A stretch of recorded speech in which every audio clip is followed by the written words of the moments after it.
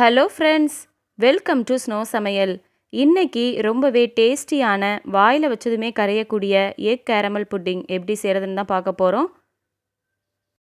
இது செய்கிறதுக்கு முன்னாடி ஒரு பாத்திரத்தில் கொஞ்சமாக எண்ணெய் ஊற்றிட்டு அதை நல்லா கோட் பண்ணி எடுத்துக்கோங்க. ஏன்னா இதில் தான் நம்ம கேரமல் செஞ்சு ஊற்றுவோம். அது ஒட்டாமல் வர்றதுக்காக தான் எண்ணெய் அப்ளை பண்ணி எடுத்துக்கணும். இது அப்படியே இருக்கட்டும். நம்ம கேரமல் செய்ய ஆரம்பிக்கலாம். கேரமல் செய்கிறதுக்கு ஒரு பாத்திரத்தில் 4 டேபிள் ஸ்பூன் அளவுக்கு சுகர் எடுத்திருக்கேன். ஸ்டவ்வை லோ ஃப்ளேமில் இருந்து மீடியம் ஃப்ளேம்குள்ளே வச்சுக்கோங்க. ஹீட்டுக்கே சுகர் கொஞ்சம் கொஞ்சமாக மெல்ட் ஆக ஆரம்பிக்கும். கரண்டியை வச்சு நல்லா கலந்து விட்டுட்டே இருங்க. சுகர் கொஞ்சம் கொஞ்சமாக மெல்ட் ஆகி வரும். உங்களுக்கு பார்க்கும்போதே தெரியும் சுகர் கொஞ்சம் மெல்ட் ஆகி வந்திருக்கு. சுகர் கரைய கரைய கொஞ்சம் கொஞ்சமாக கலர் சேஞ்ச் ஆகிட்டே வரும். நல்ல தேன் கலருக்கு வரும். அது வரைக்கும் இதை நல்லா கேரமலைஸ் பண்ணி எடுத்துக்கோங்க. ஸ்டவ்வை ஹை ஃப்ளேமில் வச்சிடாதீங்க. அப்படி வச்சுட்டா சுகர் கேரமல் தீஞ்சு போயிடும். நம்மளுக்கு சாப்பிடும்போது கசப்பு தன்மை தெரியும். அதனால் கொஞ்சம் கவனமாக கேரமலைஸ் பண்ணி எடுத்துக்கோங்க. சுகர் நல்லா கரைஞ்சி இந்த மாதிரி தேன் கலருக்கு வந்ததும் நம்ம ஏற்கனவே எண்ணெய் தடவி வச்சுருக்கிற பாத்திரத்துக்கு மாற்றிக்கலாம். இப்போ இதை எல்லா பக்கத்துக்கும் ஈவனாக வர்ற மாதிரி ஸ்ப்ரெட் பண்ணி எடுத்துக்கோங்க. முதல்ல இது லிக்விடாக தான் இருக்கும். கொஞ்ச நேரத்துக்கு அப்புறமா நல்லா கெட்டியாக ஆரம்பிக்கும்.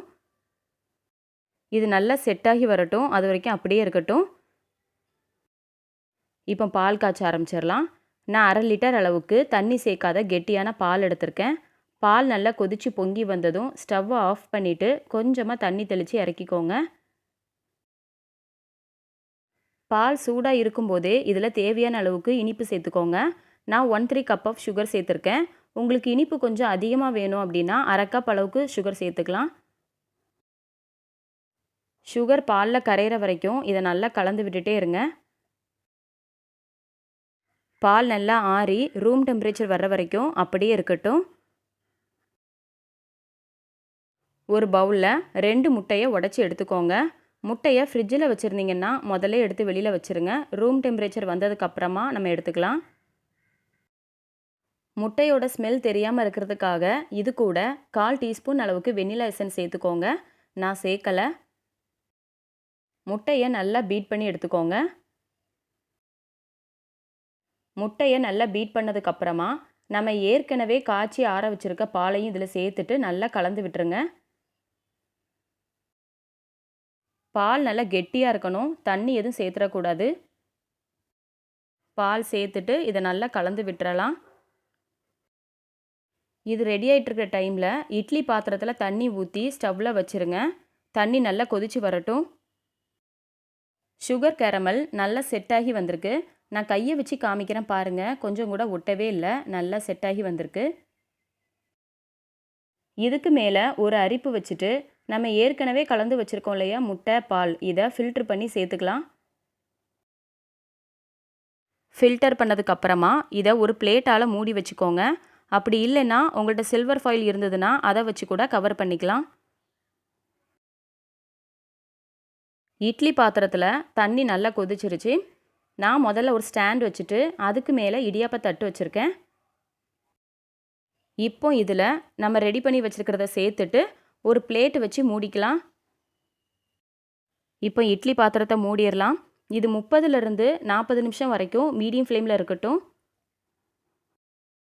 40 நிமிஷத்துக்கு அப்புறமா இதை ஓப்பன் பண்ணி பார்க்கலாம்.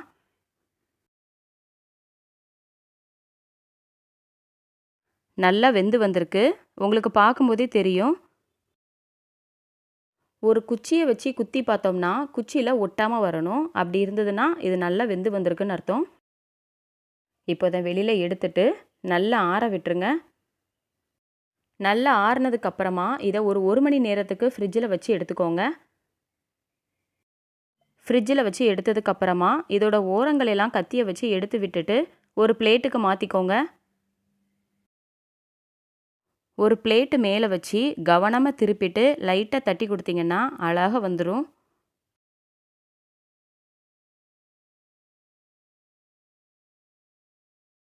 அவ்வளோதான். எக் கேரமல் புட்டிங் சூப்பராக தயாராகிடுச்சு. பார்க்கும்போதே சாப்பிடணும் போல் இருக்குல்ல.